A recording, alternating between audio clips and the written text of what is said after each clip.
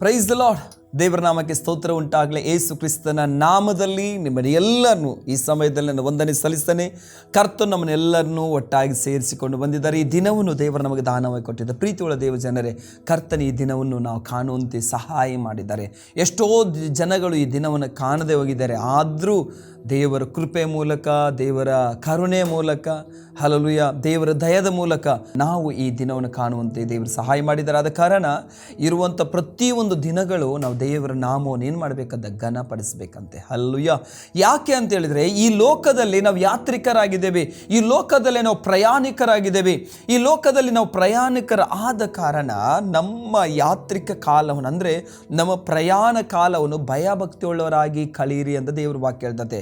ಒಂದು ವಚನ ಓದ್ಕೊಂಡ್ಬರುವ 1 ಪೇತ್ರ ಬರೆದ ಪತ್ರಿಕೆಯಲ್ಲಿ 1ನೇ ಅಧ್ಯಾಯ 17ನೇ ವಚನ ಹೀಗೆ ಹೇಳ್ತದೆ: ಪ್ರತಿಯೊಬ್ಬನ ಕೆಲಸವನ್ನು ನೋಡಿ ಪಕ್ಷಪಾತವಿಲ್ಲದೆ ತೀರ್ಪು ಮಾಡುವ ಆತನನ್ನು ನೀವು ತಂದೆ ಎಂದು ಕರೆಯುವರಾಗಿರಲಾಗಿ ಈ ಲೋಕದಲ್ಲಿ ನಿಮ್ಮ ಪ್ರವಾಸ ಕಾಲವನ್ನು ಭಯಭಕ್ತಿಯುಳ್ಳವರಾಗಿ ಕಳೀರಿ. ಹಲ್ಲೆಲೂಯಾ. ಪ್ರತಿಯೊಬ್ಬನ ಕೆಲಸವನ್ನು ನೋಡಿ ಪಕ್ಷಪಾತವಿಲ್ಲದೆ ತೀರ್ಪು ಮಾಡುವ ಆತನ ನೀವು ತಂದೆ ಎಂದು ಕರೆಯಲಾಗಿ. ಪ್ರಿಯರೇ, ದೇವರಂತೆ ಹೇಳುವಂಥ ಜನರಿಗೂ ತಂದೆ ಅಂತ ಹೇಳುವಂಥ ಜನರಿಗೂ ತುಂಬ ಡಿಫ್ರೆನ್ಸ್ ಇದೆ. ಇಲ್ಲಿ ದೇವರು ವಾಕ್ಯ ಹೇಳ್ತದೆ, ನೀವು ಯಾರಿಗೆ ಹೇಳ್ತಾ ಇದ್ದೀರಿ, ನಿಮ್ಮ ಪ್ರತಿಫಲ ಕೊಡುವ ಆತರು ಯಾರು? ತಂದೆ. ಹಲ್ಲೆಲೂಯಾ. ಹಾಗಾದರೆ ಈ ಲೋಕದಲ್ಲಿ ನೀನು ಏನೇ ಮಾಡಿದರೆ ಸಹ ನಿಮ್ಮನ್ನು ಒಂದು ನೋಡುವ ಒಬ್ಬ ದೇವರಿದ್ದಾರೆ, ನಿಮಗೆ ಪ್ರತಿಫಲ ಕೊಡುವಂಥ ಒಬ್ಬ ದೇವರಿದ್ದಾರೆ. ಇದರಲ್ಲಿ 2 ಕಾರ್ಯವನ್ನು ನೋಡ್ತೇವೆ. ಒಂದನೇದಾಗಿ ನಾವು ಮಾಡುವಂಥ ಕೆಲಸಕ್ಕೆ ಪ್ರತಿಫಲವನ್ನು ನೋಡ್ತೇವೆ. ಎರಡನೇದಾಗಿ ಈ ಲೋಕದಲ್ಲಿ ನಾವು ಪ್ರಯಾಣಿಕರಾಗಿದ್ದೇವೆ. ಮೊದಲನೇದಾಗಿ ನಾವು ನೋಡ್ಕೊಂಡು ಬರುವ, ಹಾಗಾದರೆ ದೇವರು ನಮಗೆ ಪ್ರತಿಫಲ ಕೊಡುವಂಥ ದೇವರಾಗಿದ್ದಾರೆ. ನಿಮಗೆ ಕೆಲಸವನ್ನು ನೋಡಿ ಪ್ರತಿಫಲವನ್ನು ಕೊಡು. ನೀವು ಯಾವ ಕೆಲಸದಲ್ಲಿದ್ದೀರಿ, ಏನು ನೀವು ಜವಾಬ್ದಾರಿ ಮಾಡ್ತಿದ್ದೀರಿ? ಒಂದು ವೇಳೆ ನೀವು ಬಿಸ್ನೆಸ್ ಮಾಡ್ತಾ ಇದ್ದೀರಾ, ವ್ಯಾಪಾರ ಮಾಡ್ತಾ ಇದ್ದೀರಾ, ಹಲ್ಲೆಲೂಯಾ, ಸೇವೆ ಮಾಡ್ತಾ ಇದ್ದೀರಾ, ಪ್ರೈಸ್ ದಿ ಲಾರ್ಡ್, ನೀವು ಏನು ಮಾಡ್ತಾ ಇದ್ದೀರೋ ಅದರಲ್ಲಿ ನೀವು ನಂಬಿಗಸ್ತರಾಗಿರಿ. ಯಾರು ನೋಡ್ತಾರೆ? ಮನುಷ್ಯರು ನೋಡ್ತಾರಂತಲ್ಲ, ದೇವರು ನೋಡ್ತಾರಂತೇಳಿ. ಒಂದು ವೇಳೆ ಒಂದು ಮನೆಯಲ್ಲಿ ಸೊಸೆಯಾಗಿರ್ಬೋದು, ಒಂದು ವೇಳೆ ನಿನ್ನ ಮನೆಯಲ್ಲಿ ಕೆಲಸ ಮಾಡ್ತಾ ಇರ್ಬೋದು, ಪ್ರೈಸ್ ದಿ ಲಾರ್ಡ್, ಒಂದು ವೇಳೆ ಕೂಲಿ ಕೆಲಸ ನೀನು ಮಾಡ್ತಾ ಇರ್ಬೋದು, ಒಂದು ಯಾವುದೋ ಒಂದು ಬಿಸ್ನೆಸ್ ವ್ಯಾಪಾರ ನೀನು ಮಾಡ್ತಾ ಇರ್ಬೋದು, ಇಲ್ಲದಿದ್ದರೆ ನೀ ಕ್ರಿಸ್ತನ ಸೇವಕನಾಗಿರ್ಬೋದು, ಸೇವಕಿ ಆಗಿರ್ಬೋದು. ನಿಮಗೆಲ್ಲರಿಗೊಂದು ಶುಭವಾರ್ತೆ, ನೀವು ಮಾಡುವಂಥ ಕೆಲಸವನ್ನು ದೇವರಲ್ಲಿ ಭಯಭಕ್ತಿಯುಳ್ಳವರಾಗಿ ಮಾಡ್ರಿ. ಹಲ್ಲೆಲೂಯಾ. ದೇವರನ್ನು ನಿರೀಕ್ಷಿಸಿಕೊಂಡು ಮಾಡ್ರಿ. ಇವತ್ತು ದೇವರು ನನಗೆ ಪ್ರತಿಫಲ ಕೊಡ್ತಾನೆ, ನನ್ನ ಜೀವಿತದಲ್ಲಿ ಆತನ ಪ್ರತಿಫಲ ಕೊಡುವಂಥ ದೇವರಾಗಿದ್ದಾರೆ. ಆದ ಕಾರಣ ದೇವರ ವಾಕ್ಯ ಹೇಳುವಂಥ ಸಂಗತಿ ಏನಂತಿದ್ರೆ, ಆತನು ನಮಗೆ ಪ್ರತಿಫಲ ಕೊಡುವ ಆತನಾಗಿದ್ದಾನೆ ಅಂತೇಳಿ. 1 ಕೊರಿಂಥಿ ಬರೆದ ಪತ್ರಿಕೆಯಲ್ಲಿ ದೇವರ ವಾಕ್ಯ ಹೇಳ್ತತೆ. ಅದರಲ್ಲಿ 4ನೇ ಅಧ್ಯಾಯ 5ನೇ ವಚನ ಓದಿಕೊಳ್ಳುವ: ಆದುದರಿಂದ ಕಾಲಕ್ಕೆ ಮೊದಲು ಯಾವುದನ್ನು ಕುರಿತು ತೀರ್ಪು ಮಾಡಬೇಡ್ರಿ, ಕರ್ತನು ಬರುವ ತನಕ ತಡೀರಿ. ಆತನು ಕತ್ತಲಲ್ಲಿರುವ ಗುಪ್ತ ಕಾರ್ಯಗಳನ್ನು ಬೆಳಕಿಗೆ ತರುವನು, ಹೃದಯದ ಯೋಚನೆಗಳನ್ನು ಪ್ರತ್ಯೇಕಪಡಿಸುವನು. ಆ ಕಾಲದಲ್ಲಿ ಪ್ರತಿಯೊಬ್ಬನಿಗೆ ಬರತಕ್ಕ ಹೊಗಳಿಕೆಯು ದೇವರಿಂದಲೇ ಬರುವುದು. ಹಲ್ಲೆಲೂಯಾ.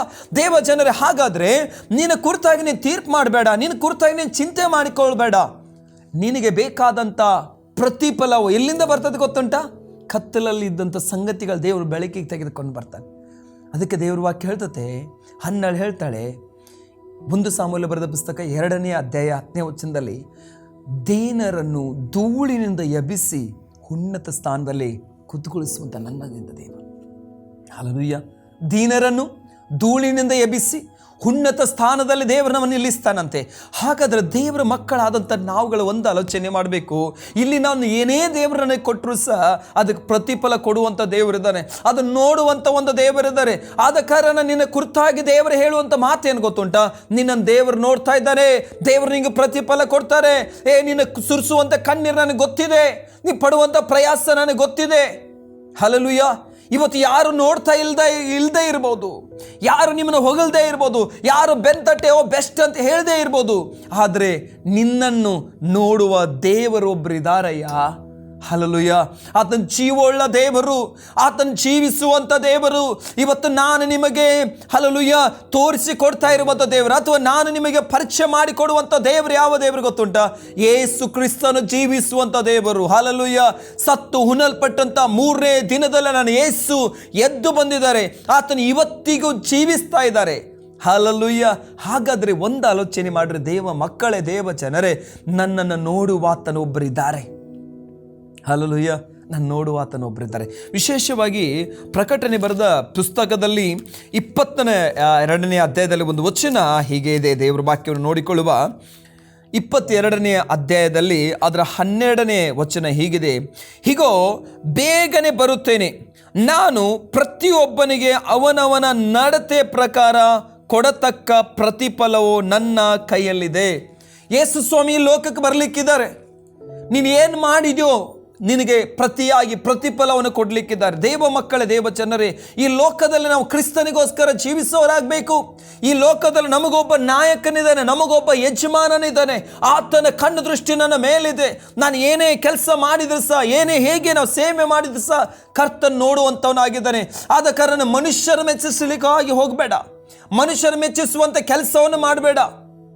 ಇವತ್ತು ಮನುಷ್ಯರು ನಿನ್ನ ಮೆಚ್ಚಿಸಿದ್ರೆ ಅವ್ರು ತುಂಬ ಖುಷಿ ಪಡ್ಬೋದು, ನಾಳೆ ಅವರು ಬಿಸಾಡ್ಬೋದು ನೀನನ್ನು. ಕರ್ತನ ಮುಂದೆ ನಂಬಿಗಸ್ತಳಾಗಿರು, ಕರ್ತನ ಮುಂದೆ ನಂಬಿಗಸ್ತನಾಗಿರು. ಹಲ್ಲೆಲೂಯಾ. ವಿಶೇಷವಾಗಿ ಒಂದು ಪುಸ್ತಕದಲ್ಲಿ ನಾನು ಓದಿದ್ದೇನೆ. ಆ ಪುಸ್ತಕದಲ್ಲಿ ಓದಿದ ನನ್ನ ಜೀವಿತಕ್ಕೆ, ಅಂದರೆ ನನಗಿನ್ನೂ ಅದೇನಾಗಿತ್ತಂತ ಆತ್ಮಿಕದಲ್ಲಿ ಬೆಳಿಲಿಕ್ಕೋಸ್ಕರ ನನಗೇನು ಆ ಸ್ಟೋರಿ ನಾನು ಪುಷ್ ಮಾಡ್ತೀನಿ. ಆ ಸ್ಟೋರಿಯನ್ನು ನಿಮ್ಮ ಮುಂದೆ ಹಂಚಿಕೊಳ್ತೇನೆ. ಒಂದು ದಿವಸ ಈ ಕಲ್ಗಳೆಲ್ಲ ಕೆತ್ತುತ್ತಾರಲ್ವ, ಕಲ್ಗಳು ಕೆತ್ತುವಂಥ ಆ ಟೈಮಲ್ಲಿ ಆ ಕಲ್ಲು ಕೆತ್ತುವಂಥ ವ್ಯಕ್ತಿ ಆ ಹೆಸರೆಲ್ಲ, ನೇಮೆಲ್ಲ ಬರೀತಾರೆ, ನಂಬರ್ ಎಲ್ಲ ಹಾಕ್ತಾಯಿದ್ರು. ಆ ಟೈಮ್ದಲ್ಲಿ ಒಂದು ಶ್ರೀಮಂತ ಬಂದು ಆ ಕಲ್ಲು ಕೆತ್ತುವನ ಹತ್ರ ಕೇಳ್ತಾನೆ, ಏನಂತಂದರೆ ಒಂದು ಕಲ್ಲಿಗೆ ಎಷ್ಟಪ್ಪ ಅಂತೇಳಿ. ಅವ್ರು ಹೇಳ್ತಾರೆ ಏನಂದರೆ, ಎಕ್ಸಾಂಪಲ್ ಆಗಿ ನಿಮಗೆ ಹೇಳ್ತಾನೆ, ಒಂದು ಕಲ್ಲಿಗೆ 100 ರೂಪಾಯಿ ಅಂತೇಳಿ. ಆ 100 ರೂಪಾಯಿ, ಒಂದು ಕಲ್ಲಿಗೆ 100 ರೂಪಾಯಿ ಅಂತೇಳಿ ಆತನು ಹೇಳ್ತಾನೆ, ನನಗೆ ತುಂಬ ಕಲ್ಲುಗಳು ಬೇಕು, ಇಷ್ಟು ಕಲ್ಲುಗಳು ಇಷ್ಟು ದಿನದ ಒಳಗೆ ಆಗಬೇಕಂತೇಳಿ ಆತನು ಆರ್ಡ್ರ್ ಕೊಡ್ತಾನೆ. ಮತ್ತು ನೀವು ಒಂದು ಕಲ್ಲಿಗೆ ಎಷ್ಟು ಹೇಳ್ತೇನೆ? 100 ರೂಪಾಯಿ ಹೇಳ್ತೇನೆ, 110 ರೂಪಾಯಿ ಕೊಡ್ತಾನೆ. ಹಲ್ಲೆಲೂಯಾ. 110 ರೂಪಾಯಿ ಕೊಡ್ತಾನೆ. ಒಂದು ವೇಳೆ ಆತನ 1000 ರೂಪೀಸ್ ಒಂದು ಕಲ್ಲಿಗೆ ಹೇಳಿದಂತೆ, ನಾನು 1200 ರೂಪೀಸ್ ನಿಂಗೆ ಕೊಡ್ತಾನೆ ಅಂತ ಆ ವ್ಯಕ್ತಿ ಹೇಳ್ತಾನೆ, ಯಜಮಾನನು. ಆ ವ್ಯಕ್ತಿ ತುಂಬ ಸಂತೋಷ ಆಯಿತು. ಆಯ್ತು ಅಂತೇಳಿ ಅವರು ಹೇಳಿದ್ದ ಟೈಮಲ್ಲಿ ಆತನು ರಾತ್ರಿ ಹಗಲಿ ಕಷ್ಟಪಟ್ಟು ಆ ಕಲ್ಲುಗಳನ್ನು ರೂಪಿಸಿ ಕೆತ್ತಿ ಅವರು ಬರುವಂಥ ಡೇಟಿಗೆ ರೆಡಿ ಮಾಡಿ ಇಟ್ಟಿರ್ತಾನೆ. ಆ ಯಜಮಾನನು ಬಂದು ನೋಡ್ತಾನೆ, ಆ ವ್ಯಕ್ತಿಯನ್ನೇ ಎಲ್ಲ ರೆಡಿ ಮಾಡಿಟ್ಟಿದ್ದಾನೆ. ಅದಕ್ಕೆ ಒಂದು ದಿನಕ್ಕೆ ಎಷ್ಟು ಕಲ್ಲನ್ನೇ ಕೆತ್ತೆ ಅಂತ ಹೇಳುವಾಗ ಆತನು ಹೇಳ್ತಾನೆ, ಒಂದು ದಿನಕ್ಕೆ ನಾನು 2 ಕಲ್ಲುಗಳು ಕೆತ್ತೇನೆ. ಹಲ್ಲೆಲೂಯಾ. ಆದರೆ ಆ ಕಲ್ಲುಗಳ ನೋಡುವಾಗ, ಆ ದಿನವನ್ನು ಲೆಕ್ಕ ಮಾಡುವಾಗ, ಆ ಕಲ್ಲುಗಳು ನೋಡುವಾಗ ಯಜಮಾನನಿಗೆ ಗೊತ್ತಾಯಿತು, ಈತನು ಏನಂದರೆ ಬೆಳಿಗ್ಗೆಯಿಂದ ಸಾಯಂಕಾಲ ಮಾತ್ರ ಕೆಲಸ ಮಾಡಿದ್ದಲ್ಲ, ಹಗಲು ರಾತ್ರಿ ಕಷ್ಟಪಟ್ಟಿದ್ದಾನೆ ಅಂತೇಳಿ ಅವನಿಗೆ ಗೊತ್ತಾಯಿತು. ಆದ ಕಾರಣ ಒಂದು ದಿನಕ್ಕೆ ಸಂಬಳ ನಿನಗೆ ಎಷ್ಟು ಅಂತ ಹೇಳಿದ ಎಕ್ಸಾಂಪಲ್ ಆಗಿ ಅವನು ಹೇಳ್ತಾನೆ, ನನಗೆ 1000 ರೂಪೀಸು. ಅಲ್ಲಿ ಪೌಂಡ್ ಲೆಕ್ಕದಲ್ಲಿತ್ತು, ಬಟ್ ನಾನು ನಿಮಗೆ ಅರ್ಥ ಆಗುವಾಗ ಹೇಳ್ತಿದ್ದೇನೆ. 1000 ರೂಪೀಸ್ ಅಂತ ಹೇಳ್ತಾನೆ. ಅದಕ್ಕೆ ಯಜಮಾನ ಹೇಳ್ತಾನೆ, ನಾನು ನಿನಗೆ ದಿನಕ್ಕೆ 1200 ರೂಪೀಸ್ ಕೊಡ್ತೇನೆ, ನೀನನ್ನೊಟ್ಟಿಗೆ ಕೆಲಸಕ್ಕೆ ಬರ್ತೀಯಾ? ಆ ವ್ಯಕ್ತಿ ಕೇಳ್ತಾನೆ, ಏನು ಕೆಲಸ? ನನ್ನ ದೊಡ್ಡ ತೋಟ ಇದೆ ಅಥವಾ ದೊಡ್ಡ ಗದ್ದೆ ಇದೆ, ಅದನ್ನು ನೋಡ್ಕೊಳ್ಳಿಕ್ಕೆ ಜನ ಬೇಕು. ಆದ ಕಾರಣ ನೀನು ಬರುವುದಾದರೆ ನಾನು ನಿನಗೆ 1200 ರೂಪೀಸ್ ಕೊಡ್ತೇನೆ ಅಂತೇಳಿ. 200 ರೂಪೀಸ್ ಎಕ್ಸ್ಟ್ರಾ ಸಿಗ್ತದಲ್ಲ ಅಂತ ಇವ್ನಿಗೆ ತುಂಬ ಸಂತೋಷ ಆಯಿತು. ಇವನು ಹೋಗ್ತಾನೆ, ನಂಬಿಗಸ್ತನಾಗಿ ಕೆಲಸ ಮಾಡ್ತಿರ್ತಾನೆ. ಪ್ರಯಾಸಪಟ್ಟು ಕೆಲಸ ಮಾಡೋದನ್ನು ಯಜಮಾನ ನೋಡ್ತಾನೆ. ನೋಡಿ ಆತನು ಹೇಳ್ತಾನೆ, ನೀನು ನಂಬಿಗಸ್ತನಾಗಿ ಕೆಲಸ ಮಾಡು. ತಿಂಗಳ ಅವನಿಗೆ ಹಣ ಕೊಡ್ತಾ ಇರ್ತಾನೆ. ಆತನು ಹೇಳ್ತಾನೆ, ನೀನು ನಂಬಿಗಸ್ತನಾಗಿ ನನ್ನೊಂದಿಗೆ ಕೆಲಸ ಮಾಡು, ನಾನಿಗೆ ಬಹುಮಾನವನ್ನು ಕೊಡ್ತೇನೆ ಅಂತೇಳಿ. ಒಂದು ದಿವಸ ಆ ಓನರ್ಗೆ ತುಂಬ ಏಜ್ ಆಗ್ತದೆ. ಏಜ್ ಆದಮೇಲೆ ಅವರು ಸಾಯುವಂಥ ಟೈಮಲ್ಲಿ ಒಂದು ಬುಕ್ಕನ್ನು ಅಂದರೆ ಬೈಬಲನ್ನು ಇವನಿಗೆ ಕೊಡ್ತಾರೆ. ಇದು ನನ್ನ ಗಿಫ್ಟ್ ನಿನಗೆ ಅಂತೇಳಿ, ನೀನು ಇಷ್ಟು ವರ್ಷ ಕೆಲಸ ಮಾಡಿದ್ದಕ್ಕೆ ಅಂತ. ಅಯ್ಯೋ, ಇವನಿಗೆ ಏನು ಗೊತ್ತಾಗಲಿಲ್ಲ. ಯಾಕಂದರೆ ಅದನ್ನು ನೋಡ್ತಾ ಇದ್ದಾನೆ ಅವನು, ಖಾಲಿ ಬುಕ್ ಅದು. Praise the lord.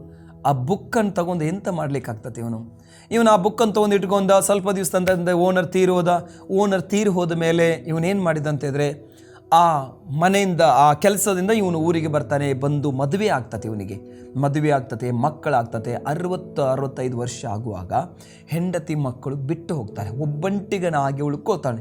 ಈ ಒಬ್ಬಂಟಿಗನಾಗಿ ಉಳ್ಕೊಂಡಾಗ ಈತನಿಗೊಂದು ಆಲೋಚನೆ ಆಗ್ತದೆ, ನನ್ನ ದನಿಯು ಮುದುಕನಾದಾಗ ಸಹ ಆ ಪುಸ್ತಕವನ್ನು ಓದಿ ಸಂತೋಷ ಪಡ್ತಾ ಇದ್ದ.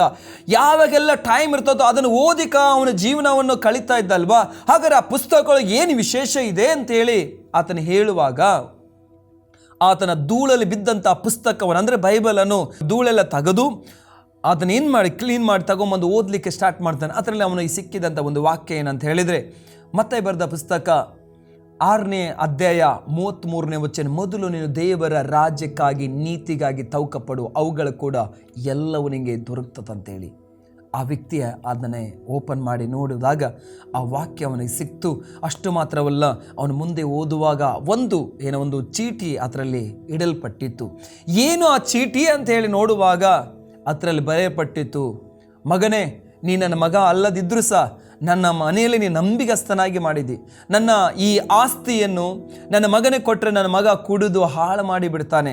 ಆದ ಕಾರಣ ನಾನು ಪ್ರಯಾಸಪಟ್ಟ ಆಸ್ತಿ, ಇದು ಕಷ್ಟಪಟ್ಟ ಆಸ್ತಿ, ಆದ ಕಾರಣ ನಿನ್ನ ಕೈಯಲ್ಲಿ ಒಪ್ಪಿಸಿದ್ರೆ ಅದು ಏನಾಗಿರ್ತದೆ, ಸೇಫ್ ಆಗಿರ್ತತೆ, ಅದು ಹಾಳಾಗುವುದಿಲ್ಲ ಅಂತ ನಂಬಿಕೆ ನಿನ್ನ ಮೇಲೆ ಇಟ್ಟು ಈ ಆಸ್ತಿಯನ್ನೆಲ್ಲ ಕೋಟಿಗಟ್ಟಲೆ ಆಸ್ತಿನ ನಿನ್ನ ಹೆಸರಿಗೆ ಬರೀತಾ ಇದ್ದಾನೆ ಅಂತೇಳಿ ಅಲ್ಲಿ ಹೆಸರಿಗೆ ಬರೆದು ಒಂದು ಸೈನ್ ಇತ್ತು. ಯಾವಾಗ ನೋಡಿದ? 65 ವರ್ಷದಲ್ಲಿ ನೋಡಿದ. ಹಲ್ಲೆಲೂಯಾ. ಇದರಲ್ಲಿ ನಾನು ಕಲ್ತುಕೊಂಡಿದ್ದೆ ಏನಂತ ಹೇಳಿದರೆ, ಒಂದು ವೇಳೆ ಅವನು ಯಂಗ್ ಪ್ರಾಯ ಇರುವಾಗ, ಯೌವನಸ್ಥಿರುವಾಗ ಆ ಬುಕ್ಕನ್ನು, ಬೈಬಲನ್ನು ಓಪನ್ ಮಾಡಿದರೆ ಅವನ ಜೀವಿತ ಬದಲಾಗ್ತಿತ್ತು, ಅವನ ಜೀವಿತ ಮಾರ್ಪಡ್ತಿತ್ತು. ಸಹೋದರಿಯರೇ, ಈ ವಾಕ್ಯ ನಮ್ಮ ಜೀವಿತವನ್ನು ಬದಲಾಯಿಸುವಂಥ ವಾಕ್ಯ ಇದು. ಇದು ಬುಕ್ ಖಾಲಿ ಬುಕ್ ಅಲ್ಲ. ಇದು ನೋಡುವಾಗ ಖಾಲಿ ಬುಕ್ ಆಗಿ ಕಾಣ್ತದೆ, ಆದರೆ ಇದರೊಳಗೆ ಜೀವ ಇದೆ. ಇದು ನಿನ್ನ ಜೀವಿತದಲ್ಲಿ ಮಾರ್ಗವನ್ನು ತೋರಿಸ್ತದೆ, ನಿನ್ನ ಜೀವಿತವನ್ನು ಇದು ಬದಲಾಯಿಸ್ತದೆ. ಹಲ್ಲೆಲೂಯಾ. ಅಸಾಧ್ಯ ಕಾರ್ಯಗಳೆಲ್ಲವನ್ನು ಸಾಧ್ಯ ಮಾಡ್ತದೆ, ನಿನಗೆ ನಂಬಿಕೆ ಹುಟ್ಟಿಸ್ತದೆ, ನಿನಗೆ ಧೈರ್ಯ ಪಡಿಸ್ತದೆ.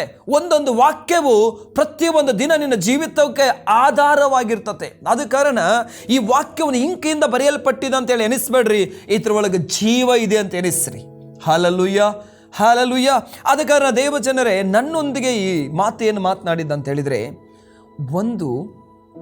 ಈ ಲೋಕದಲ್ಲಿರುವಂಥ ಒಂದು ಯಜಮಾನನು ತನ್ನ ಕೈಯಲ್ಲಿರುವಂಥ ಕೆಲಸದವನು ನಂಬಿಗಸ್ತನಾಗಿದ್ದಾನೆ ಅಂತ ಹೇಳಿ ಅವನಿಗೆ ಇಡೀ ಆಸ್ತಿಯನ್ನೇ ಬರೆದು ಕೊಡುವುದಾದರೆ, ಹಲ್ಲೆಲೂಯಾ, ಪರಲೋಕದ ತಂದೆಯ ದೃಷ್ಟಿಯಲ್ಲಿ ನೀನು ಯೋಗ್ಯನಾಗಿ ನಡೆದುಕೊಳ್ಳುವಾಗ, ನೀನು ನಂಬಿಗಸ್ತನಾಗಿ ನಡೆದುಕೊಳ್ಳುವಾಗ, ನೀನು ನೀತಿಯಾಗಿ ನಡೆದುಕೊಳ್ಳುವಾಗ, ಹಲ್ಲೆಲೂಯಾ, ನಿನಗಿನ್ನೂ ಎಷ್ಟು ದೊಡ್ಡ ಪ್ರತಿಫಲನ ಕೊಡಲಿಕ್ಕೆ ದೇವರು ಶಕ್ತನಾಗಿದ್ದಾನೆ. ಈ ಲೋಕದಲ್ಲಿ ನಂಬಿಗಸ್ತನ ಆಳಾಗಿದ್ದಾನೆ ಅಂತ ಹೇಳಿ ಆ ದನಿಯನ್ನು ನೋಡಿ, ಆ ದನಿ ಇಡೀ ಆಸ್ತಿಯನ್ನೇ ಬರೆದು ಕೊಟ್ಬಿಟ್ಟ ಅವನಿಗೆ. ಹಲ್ಲೆಲೂಯಾ. ಒಂದು ದಿವಸ ದೇವರು ನೋಡಿದ್ರು, ಇಸ್ರಾಯೇಲರು ತೊಳಲಿ ಬಳಲಿ ಹೋಗ್ತಾ ಇದ್ರು. ಇಸ್ರಾಯೇಲನ್ನು ಆಳ್ಲಿಕ್ಕೆ ಮಾಡ್ತಾ ಇರುವಂಥ ಅರಸನು ದಾರಿ ತಪ್ಪಿ ಬಿಟ್ಟಿದ್ದಾನೆ. ದೇವರು ನೋಡುದು, ಯಾರು ನನ್ನ ಜನರನ್ನು, ಈ ದೇಶವನ್ನು ಸಂರಕ್ಷಣೆ ಮಾಡಲಿಕ್ಕೆ ಯಾರನ್ನು ನೋಡಲಿ, ಯಾರನ್ನು ಹುಡುಕ್ಲಿ ಅಂತ ಹೇಳಿ ಹೋಗುವಾಗ ಒಂದು ಕಾಡಲ್ಲಿ ಒಂದು ಮನುಷ್ಯನು ಕುರಿ ಕಾಯ್ತಾ ಇದ್ದ. ಆತನ ಹೆಸರು ದಾವೀದ. ಈ ದಾವೀದನ ಕುರಿ ಕಾಯುವಾಗ ದೇವರು ಇವನ್ನ ನೋಡಿದ್ರು. ಹಲ್ಲೆಲೂಯಾ. ಈತನ ಕುರಿ ಒಂದು ನಂಬಿಗಸ್ತನಾಗಿದ್ದ. ಹೇಗೆ ನಂಬಿಗಸ್ತನಾಗಿದ್ದ ಅಂತ ಹೇಳಿದ್ರೆ, ಆ ಕುರಿ ಕಾಯುವಂಥ ಸಮಯದಲ್ಲಿ ಆ ಕುರಿ ಮರಿಯನ್ನು ಬಂದು ಸಿಂಹ ಹಿಡ್ಕೊಂಡು ಹೋಗುವಾಗ ಸಹ ಇವನ ಸಿಂಹಕ್ಕೆ ಬೆನ್ನೆತ್ತಿ ಹೋಗಿ ಆ ಸಿಂಹದ ಬಾಯಿಯೊಳಗೆ ಅದನ್ನು ಕಿತ್ತುಕೊಂಡು ಬರಲಿಕ್ಕೆ ಟ್ರೈ ಮಾಡ್ತಾನೆ. ಕಿತ್ಕೊಂಡು ಬರುವಂಥ ಸಮಯದಲ್ಲಿ ಆ ಸಿಂಹ ಇವನ ಮೇಲೆ ಅಟ್ಯಾಕ್ ಮಾಡುವಾಗ ಸಿಂಹದ ಬಾಯನ್ನು ಸೀಳಿ ಬಿಡ್ತಾನೆ. ಒಂದು ದಿವಸ ಆತನ ಹೇಳ್ತದೆ, ನನಗೆ ಕರಡಿ ಬಂದು ಕುರಿಮರಿ ಹಿಡ್ಕೊಂಡು ಹೋಯ್ತು, ನಾ ಬೆನ್ನಟ್ಟಿದೆ, ಅದ್ರ ಬಾಯಿಂದ ಕಿತ್ಕೊಂಡು ಬರುವಾಗ ಅದು ನನ್ನ ಮೇಲೆ ಅಟ್ಯಾಕ್ ಮಾಡ್ತಿ, ಅದನ್ನು ನಾನು ಸಾಯಿಸಿಬಿಟ್ಟೆ. ಹಲ್ಲೆಲೂಯಾ. ಸೌಲನ ಮುಂದೆ ಸಾಕ್ಷ್ಯ ಇದು ಯಾರಿಗೆ ಸಹ ಗೊತ್ತಿಲ್ಲ. ಬಟ್ ಯಾರಿಗೆ ಗೊತ್ತಿತ್ತು ಗೊತ್ತುಂಟ? ಪರಲೋಕದಲ್ಲಿರುವಂಥ ದೇವರಿಗೆ ಗೊತ್ತಿತ್ತು. ಹಲ್ಲೆಲೂಯಾ. ದಾವೀದನು 1 ಸಾಮುವೇಲ ಬರೆದ ಪುಸ್ತಕ 19ನೇ ಅಧ್ಯಾಯದಂತೆ ಎನಿಸ್ತಾನೆ. ಅದರಲ್ಲಿ ಆತನ ಸಣ್ಣ ಸಾಕ್ಷ್ಯ ಅಂದರೆ, ನಾನು ಕುರಿ ಕಾಯುವಂಥ ಟೈಮಲ್ಲಿ ನನ್ನ ಜೀವಿತದಲ್ಲಿ ಏನೆಲ್ಲ ನಡೀತು ಅನ್ನೋದನ್ನು ಆತನ ವಿವರವಾಗಿ ಅರಸನಾದ ಸೌಲನಿಗೆ ಆತನ ಏನು ಮಾಡ್ತಿದ್ದಾನೆ ತಿಳಿಸ್ತಾ ಇದ್ದಾನೆ. ವಿಶೇಷವಾಗಿ ಆ ವಾಕ್ಯವನ್ನು ಓದಿಕೊಳ್ಳುವ 1 ಸಾಮುವೇಲ ಬರೆದ ಪುಸ್ತಕ 17ನೇ ಅಧ್ಯಾಯ 32ನೇ ವಚನ. ದಾವೀದನು ಸೌಲನಿಗೆ, ಆ ಫಿಲಿಷ್ಟಿಯನನ್ನು ನೇಮಿತ ಯಾವನು ಎದೆಗರಬಾರದು, ನಿನ್ನ ಸೇವಕನಾದ ನಾನು ಹೋಗಿ ಅವನೊಡನೆ ಯುದ್ಧ ಮಾಡಲು ಅನ್ನಲು ಸೌಲನು ಅವನಿಗೆ, ನೀನು ಅವನೊಡನೆ ಕಾದಾಡಲಾರಿ, ನೀನು ಇನ್ನೂ ಹುಡುಗನು, ಅವನಾದರೂ ಚಿಕ್ಕನಿಂದಲೇ ಯುದ್ಧ ವೀರನು ಎಂದು ಹೇಳಿದನು. ಆಗ ದಾವೀದನು ತನ್ನ ಸ್ಟೋರಿಯನ್ನು ಹೇಳ್ತಾರೆ. ಅಲ್ಲಿವರೆಗೆ ಯಾರಿಗೆ ಗೊತ್ತಿಲ್ಲ, ಅವ್ರ ತಂದೆ ತಾಯಿ ಗೊತ್ತಿಲ್ಲ, ಅವನ ಫ್ರೆಂಡ್ಸ್ಗಳಿಗೆ ಗೊತ್ತಿಲ್ಲ, ಯಾರಿಗೆ ಸಹ ಗೊತ್ತಿಲ್ಲ, ಬಟ್ ದೇವರಿಗೆ ಗೊತ್ತಿತ್ತು. ಅವನು ಸ್ಟೋರಿಯನ್ನು ಹೇಳಲಿಕ್ಕೆ ಆರಂಭ ಮಾಡ್ತಾನೆ. 34ನೇ ವಚನದಲ್ಲಿ, ಆಗ ದಾವೀದನು ಅವನಿಗೆ, ನಿನ್ನ ಸೇವಕನಾದ ನಾನು ನನ್ನ ತಂದೆಯ ಕುರಿಗಳನ್ನು ಕಾಯುತ್ತಿದ್ದಾಗ ಸಿಂಹವಾಗಲಿ ಕರಡಿಯಾಗಲಿ ಬಂದು ಹಿಂಡಿನಲ್ಲಿ ಕುರಿಮರಿಯನ್ನು ಹಿಡಿದುಕೊಂಡು ಹೋಗಲು ನಾನು ಒಡನೆ ಅದನ್ನು ಬೆನ್ನಟ್ಟಿ ಹೊಡೆದು ಕುರಿಯನ್ನು ಕಿತ್ತುಕೊಳ್ಳುತ್ತಿದ್ದೇನು. ಅದು ಹಿಂದಿರುಗಿ ನನ್ನ ಮೇಲೆ ಬಿದ್ದರೆ ಅದನ್ನು ಗದ್ದ ಹಿಡಿದು ಬಡಿದು ಕೊಂದು ಹಾಕುತ್ತಿದ್ದೇನು. ಅವನು ಹೇಳ್ತಾ ಇದ್ದಾನೆ, ಸಿಂಹ ಬಂದರೂ ಸಹ ಕರಡಿ ಬಂದರೂ ಸಹ ಅದನ್ನು ಕೊಂದು ಬಿಟ್ಟಿದ್ದೇನೆ ನಾನು. ತನ್ನ ಕುರಿಗಳನ್ನು ಕಾಯುವಾಗ ನಂಬಿಗಸ್ತನಾಗಿದ್ದಾನೆ ಅಂತೇಳಿ ಯಾರು ನೋಡಿದ್ರು ಗೊತ್ತುಂಟ? ದೇವರು ನೋಡಿದ. ಅದಕ್ಕೆ ದೇವರ ದಾವೀದನನ್ನು ಆರಿಸಿಕೊಂಡು ಇಡೀ ಇಸ್ರಾಯೇಲ್ ದೇಶದ ಮೇಲೆ, ಇಸ್ರಾಯೇಲದ ಜನರ ಮೇಲೆ ಅರಸನಾಗಿಟ್ರು. ಕಾರಣ ಏನು ಗೊತ್ತುಂಟ? ನಂಬಿಗಸ್ತನಂತ ಗೊತ್ತಿತ್ತು. ದಾವೀದ ನಂಬಿಗಸ್ತನಂತೆ ಸೌಲನಿಗೆ ಗೊತ್ತಿರಲಿಲ್ಲ, ಕುಟುಂಬದವ್ರಿಗೆ ಗೊತ್ತಿರಲಿಲ್ಲ, ಬಟ್ ದೇವರಿಗೆ ಗೊತ್ತಿತ್ತು ನೀನು ನಂಬಿಗಸ್ತನಂತೇಳಿ. ನಾನು ಏನು ಹೇಳಲಿಕ್ಕೆ ನಿಮಗೆ ಬಯಸ್ತೇನೆ ಅಂತ ಹೇಳಿದರೆ, ನಿಮಗೆ ಕೊಡಲ್ಪಟ್ಟಂಥ ಕೆಲಸದಲ್ಲಿ ಏನಾಗಿರಿ? ನಂಬಿಗಸ್ತರಾಗಿರಿ. ಹಲ್ಲೆಲೂಯಾ. ಆ ನಂಬಿಗಸ್ತಕ್ಕೆ ನೋಡಿ ದೇವರು ನಿನಗೆ ಪ್ರತಿಫಲವನ್ನು ಕೊಡುವಂಥ ದೇವರಾಗಿದ್ದರೆ, ಖಾಲಿ ಅಟ್ಲೀಸ್ಟ್ ಈ ಲೋಕದಲ್ಲಿ ಕೆಲಸ ಮಾಡುವಂಥ ಆ ವ್ಯಕ್ತಿಯನ್ನೇ ಏನಂತಂದರೆ ಆ ಮನುಷ್ಯನು, ಯಜಮಾನನು ಇಡೀ ಆಸ್ತಿಯನ್ನೇ ಅವನಿಗೆ ಬರೆದು ಕೊಡೋದಾದರೆ, ಪರಲೋಕದ ದೇವರು ಹಲ್ಲೆಲೂಯಾ ಇನ್ನು ಆತನ ಕಣ್ಣು ದೃಷ್ಟಿಗೆ ನಾವು ಯೋಗ್ಯರಾಗಿ ನಂಬಿಗಸ್ತರಾಗಿರುವಾಗ ನಮ್ಮ ಜೀವಿತ ಹೇಗೆ ಬದಲಾಗ್ಬೋದು? ಆತನ ಎಲ್ಲವನ್ನು ಕೈಯಲ್ಲಿಡಿದಾನೆ. ಆತನ ನಮಗೆ ನಿಮಗೆ ಪ್ರತಿಫಲವನ್ನು ಕೊಡುವಂಥ ದೇವರಾಗಿದ್ದಾನೆ. ಆದ ಕಾರಣ ದೇವ ಜನರೇ, ಈ ಲೋಕದವರನ್ನು ನೋಡಿ ನೀನು ಜೀವಿಸಬೇಡ, ಕರ್ತನನ್ನು ನೋಡಿ ಜೀವಿಸು. ಹಲ್ಲೆಲೂಯಾ. ಒಂದನೇ ಕಾರ್ಯ, ಹಾಗಾದ್ರೆ ನಿನಗೆ ಕೊಡಲ್ಪಟ್ಟಂಥ ಜವಾಬ್ದಾರಿಯಲ್ಲಿ ನೀನು ನಂಬಿಗಸ್ತನಾಗಿರಬೇಕು. ಹಲ್ಲೆಲೂಯಾ, ನಂಬಿಗಸ್ತನಾಗಿರಬೇಕು. ಆದ ಕಾರಣ ಯೇಸು ಸ್ವಾಮಿ ಸಹ ಒಂದು ಸಾಮ್ಯವನ್ನು ಹೇಳ್ತಾರೆ. ಒಬ್ಬನಿಗೆ 5 ತಲಾಂತ, ಒಬ್ಬನಿಗೆ 2 ತಲಾಂತ, ಇನ್ನೊಬ್ಬನಿಗೆ 1 ತಲಾಂತ ಕೊಟ್ಟು ಹೋದಾಗ ಆತನು ಯಾರು ನಂಬಿಗಸ್ತರಾಗಿರ್ತಾರೋ ನೋಡಿದರು. ನಿಂಗೆ ನಾನು ಹೇಳಿದೆ, ಅದನ್ನು ನೀನು ಮಾಡಿದೆ, ಬಲ ನಂಬಿಗಸ್ತನಾಳು, ತಂದೆ ಸೌಭಾಗ್ಯದಲ್ಲಿ ಸೇರು. Hallelujah, praise the lord. ಹಾಗಾದರೆ ಎರಡನೇ ಸಂಗತಿ, ವಿಶೇಷವಾಗಿ ಎರಡನೇ ಸಂಗತಿ ಏನು ಹೇಳ್ತದೆ ಅಂತ ಹೇಳಿದ್ರೆ, ಅದೇ ಪೇತ್ರನ ಬರೆದ ಪತ್ರಿಕೆಯನ್ನು ತೆಗೆದುಕೊಳ್ಳುವ. ಆ ಪೇತ್ರನ ಬರೆದ ಪತ್ರಿಕೆಯಲ್ಲಿ ದೇವರ ವಾಕ್ಯ 1ನೇ ಅಧ್ಯಾಯದಲ್ಲಿ 17ನೇ ವಚನ ಓದ್ತೇನೆ. ಪ್ರತಿಯೊಬ್ಬನ ಕೆಲಸವನ್ನು ನೋಡಿ ಪಕ್ಷಪಾತ್ರ ಇಲ್ಲದೆ ತೀರ್ಪು ಮಾಡುವಂತ ನೀವು ತಂದೆ ಎಂದು ಕರೆಯಲಾಗಿ. ಪಕ್ಷಪಾತ್ರ ಇಲ್ಲದೆ ದೇವರು ನಿಮಗೇನು ಕೊಡ್ತಾರೆ? ತೀರ್ಪು ಮಾಡ್ತವೆ. ನಿಮಗೆ ಕೊಡಲ್ಪಟ್ಟ ಜವಾಬ್ದಾರಿಯಲ್ಲಿ ನೀವು ನಂಬಿಗಸ್ತರಾಗಿ. ಎರಡನೇ ಕಾರ್ಯ ಏನಂತಿದ್ರೆ, ನೀವು ತಂದೆ ಎಂದು ಕರೆಯಲಾಗಿ ಈ ಲೋಕದಲ್ಲಿ ನಿಮ್ಮ ಪ್ರವಾಸ ಕಾಲವನ್ನು ಭಯಭಕ್ತಿಯುಳ್ಳವರಾಗಿ ಕಳೆಯಿರಿ. ಈ ಲೋಕದಲ್ಲಿ ನೀವು ಯಾರಾಗಿದ್ದೀರಂತೆ? ಪ್ರವಾಸಿಗಳಾಗಿದ್ದೀರಿ. ಹಲೋ, ನಾವು ಟೂರಿಸ್ಟರಾಗಿದ್ದೇವೆ, ಇಲ್ಲಿ ಪ್ರಯಾಣಿಕರಾಗಿದ್ದೇವೆ. ನಾವೊಂದು ಪಟ್ಟಣಕ್ಕೆ ಹೋಗ್ಲಿಕ್ಕುಂಟು, ನಾವು ಪ್ರಯಾಣ ಮಾಡ್ತಾ ಇದ್ದೇವೆ. ಎಷ್ಟು ವರ್ಷ ಪ್ರಯಾಣ ಗೊತ್ತಿಲ್ಲ. ಈ ಲೋಕದಲ್ಲಿ, ಈ ಪಟ್ಟಣದಲ್ಲಿ ಒಂದು ವೇಳೆ ಈ ಮಂಗಳೂರು ಪಟ್ಟಣದಿಂದ ಬ್ಯಾಂಗ್ಳೂರಿಗೆ ಹೋಗುವಾಗ ಸಾಧಾರಣ 6-7 ಅವರ್ ಜರ್ನಿ ಬೇಕಾಗ್ತದೆ. ಅಲ್ಲಯ್ಯ, ಅದಕ್ಕಿಂತ ಮುಂಚೆ ಕೆಲವು ಊರುಗಳು ಬರ್ತದೆ. ಒಂದು ವೇಳೆ ನೀ ಅಲ್ಲೇ ಉಳ್ಕೊಳ್ಳೋದಾದ್ರೆ, ಪ್ರೀಸ್ ದಿ ಲಾರ್ಡ್. ಆದ ಕಾರಣ ನಿನ್ನ ಜರ್ನಿ ಎಲ್ಲಿದೆ? ನಮ್ಮ ಜರ್ನಿ ಪರಲೋಕ.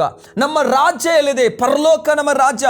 ಈ ಲೋಕಕ್ಕೋಸ್ಕರ ಆಸೆ ಮಾಡಬೇಡ, ಈ ಲೋಕಕ್ಕೋಸ್ಕರ ಪ್ರಯಾಸ ಪಡಬೇಡ, ಈ ಲೋಕದಲ್ಲಿ ನಿನಗೆ ಪೋಸ್ಟಿಗೋಸ್ಕರ, ಪೊಸಿಷನ್ಗೋಸ್ಕರ ನಿಲ್ಲಬೇಡ.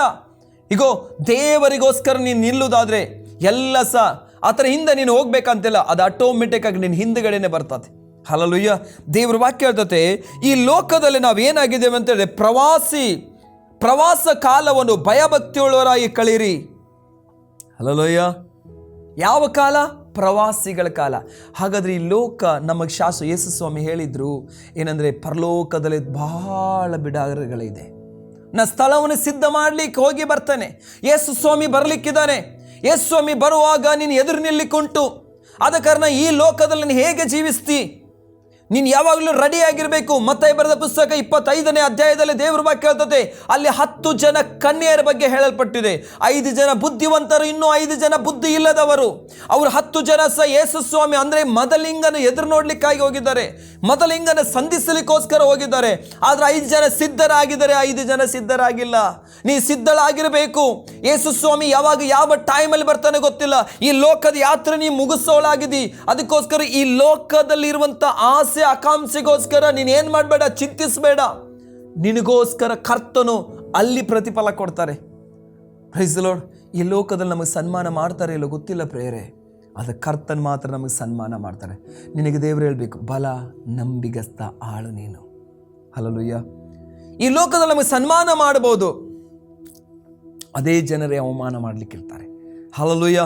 ಆದರೆ ಕರ್ತನಿಂದ ಬರುವಂಥ ಸನ್ಮಾನ, ಕರ್ತನಿಂದ ಬರುವಂಥ ಹೊಗಳಿಕೆ ನಾವು ಅಪೇಕ್ಷೆ ಮಾಡಬೇಕು. ಈ ಲೋಕದ ಒಂದರಿಗೆ ನಾವು ಜನರೊಂದಿಗೆ ಒಂದು ವೇಳೆ ಅಧಿಕಾರಿಗೆ ನಾವು ಹಣ ಕೊಟ್ಟು ನಾವು ಏನು ಮಾಡಬೇಕು, ಅವರು ಒಲಿಸಿಕೊಳ್ಬೋದು. ಹಾಗಿಲ್ಲ. ಅಲ್ಲಿ ನೀನು ನೀತಿಯಾಗಿ ನಡೆಯುವುದಾದರೆ ದೇವರು ನಿನ್ನ ಪಕ್ಷದಲ್ಲಿರ್ತಾರೆ. ನೀತಿವಂತರ ಪಕ್ಷದಲ್ಲಿ ಕರ್ತನಿದ್ದಾನೆ. ಆದ ಕಾರಣ ಅಪೊಸ್ತಲ ಪೌಲನು ಹೇಳ್ತಾನೆ, ಈ ಲೋಕದಲ್ಲಿ ಇರುವಾಗ ಆತನು ಯಾರಿಗೋಸ್ಕರ ಕೆಲಸ ಮಾಡಿದ ಗೊತ್ತುಂಟ?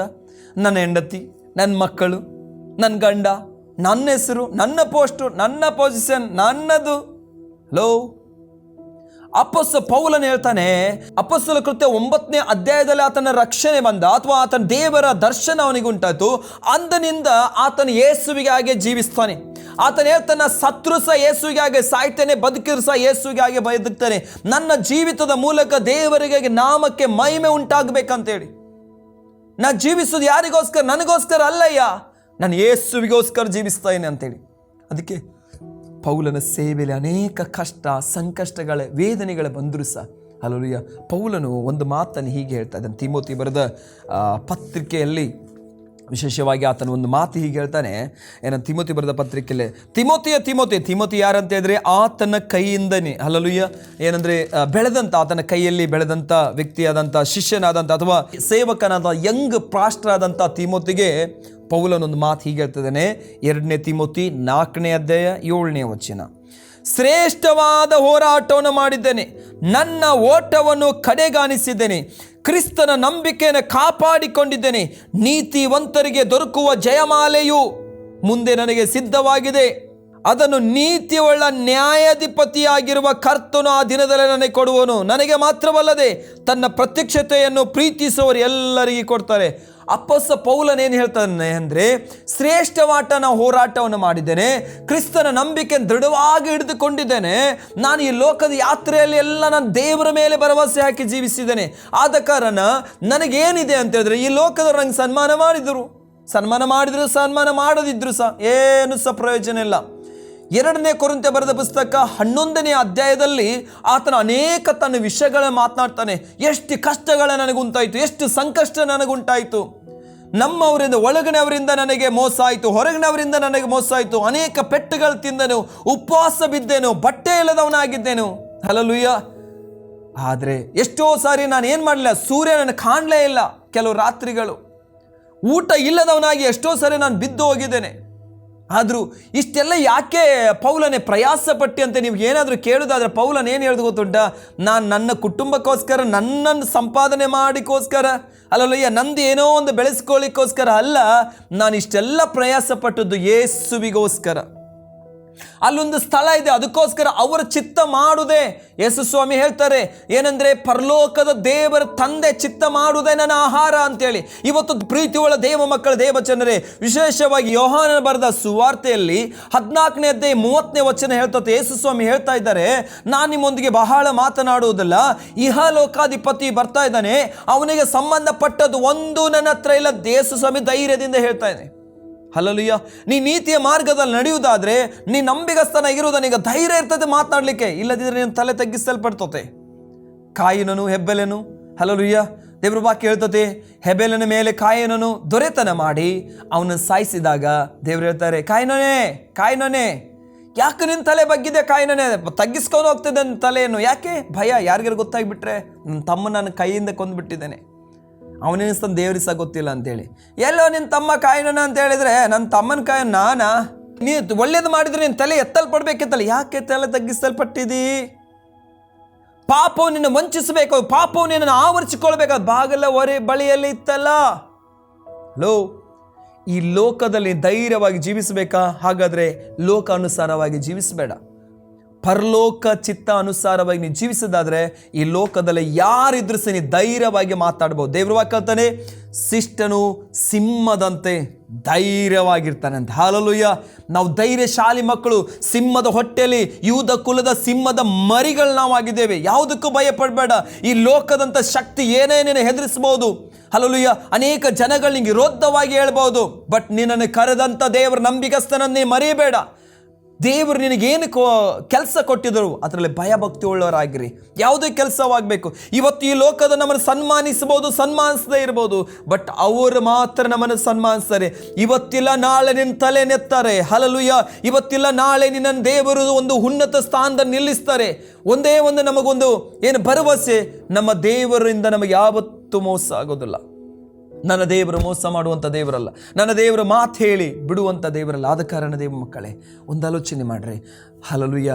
ಈ ಲೋಕದಲ್ಲಿ ನಿಮ್ಮ ಕಾಲವನ್ನು ಅಥವಾ ಪ್ರಯಾಣ ಕಾಲವನ್ನು, ನಿಮ್ಮ ಜೀವಿತವನ್ನು ಭಯಭಕ್ತಿ ಉಳ್ಳವರಾಗಿ ಜೀವಿಸ್ರಿ. ಕರ್ತ ನಿಮ್ಮನ್ನ ಕರೆದಂಥ ದೇವರು ನಂಬಿಗಸ್ತನಾಗಿದ್ದಾನೆ, ಕೊನೆಯವರೆಗೆ ನಡೆಸ್ತಾರೆ. ದೇವರ ಮೇಲೆ ನಿರೀಕ್ಷೆ ಇಡಿ. ಪ್ರಾರ್ಥಿಸುವ.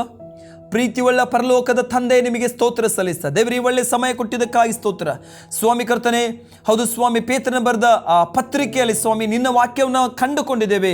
ಈ ಲೋಕದಲ್ಲಿ ನಾವು ಯಾತ್ರಿಕರಾಗಿದ್ದೇವೆ ಮತ್ತು ಈ ಲೋಕದಲ್ಲಿ ಇರುವಂಥ ನಾವು ಪ್ರಯಾಣ ಕಾಲವನ್ನು ದೇವರೇ ಹೌದು ಭಯಭಕ್ತಿ ಉಳ್ಳವರಾಗಿ ಈ ಕೆಲಸವನ್ನು ನಾವು ನಡೆಸುವಂತೆ ಸಹಾಯ ಮಾಡ್ರಿ. ನಾವು ಪ್ರಾರ್ಥಿಸ್ತೇವೆ. ವಾಕ್ಯ ಕೇಳುವಂಥ ಪ್ರತಿಯೊಬ್ಬರ ಜೀವಿತವನ್ನು ಮಾರ್ಪಡಲಿ ರಾಜ. ಈ ಲೋಕದಲ್ಲಿ ಅವರಿಗೆ ಸನ್ಮಾನ ದೇವರೇ ಗೌರವ ಕರ್ತನೆ ಸಿಗದೇ ಇದ್ರು ಸಹ ನೀವು ಗೌರವ ಸನ್ಮಾನ ಕೊಡುವಂಥ ದೇವರಾಗಿದ್ದರಂತೆ ಪರಲೋಕವನ್ನು ದೃಷ್ಟಿಸಿ ನಾವು ಜೀವಿಸುವಂತೆ ಸಹಾಯ ಮಾಡಿ. ಈ ಲೋಕದ ಯಾವ ಶಕ್ತಿ ಇವರನ್ನು ಅಂಟಿಕೊಳ್ಳದಂತೆ ಸ್ವಾಮಿ ಇವರ ಪರಿಶುದ್ಧರಾಗಿ ಜೀವಿಸುವಂತೆ ಸಹಾಯ ಮಾಡು, ಬಲಪಡಿಸು, ನಡೆಸು. ಎಲ್ಲ ಮಹಿಮೆ ಘನತೆ ನಿಮಗೆ ಯೇಸು ಕ್ರಿಸ್ತನ ನಾಮದಲ್ಲಿ ಬೇಡಿಕೋತಾರೆ ಪ್ರೀತಿಯುಳ್ಳ ಪರಲೋಕದ ತಂದೆ, ಆಮೇನ್. God bless you.